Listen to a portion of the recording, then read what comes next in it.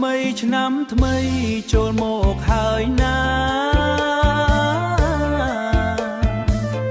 អូនបងសប្បាយចិត្តពេកណាស់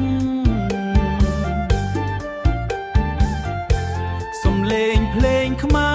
រលាន់ពេញវាលហៅគ្នាពឹងវាហៅគ្នាមករួមរំវងជុំគ្នា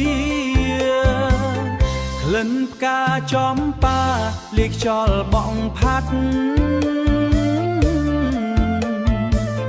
ស្រីប្រុសស្លៀងពាក់ស្អាតប្រពៃណីសូសើចសប្បាយពេញភូមិស្រុកអំណរជ័យលើដីខ្មែរសួស្ដីឆ្នាំថ្មីសួស្ដីឆ្នាំថ្មីសួស្ដីឆ្នាំថ្មីសួស្ដីឆ្នាំថ្មីរំវងជុំគ្នាកុំឲ្យខាតភ្លេងខ្មែរលាន់សូពីរួងឲ្យជើពីរួង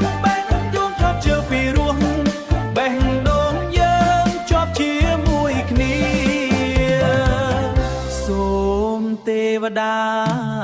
ឆ្នាំថ្មីជួយថែរក្សាបងប្អូនយើង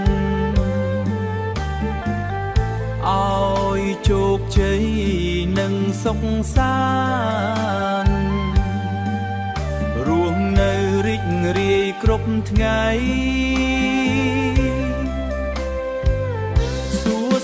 ឆ្នាំថ្មីសូមឲ្យសុខសាន្តសំណាងល្អ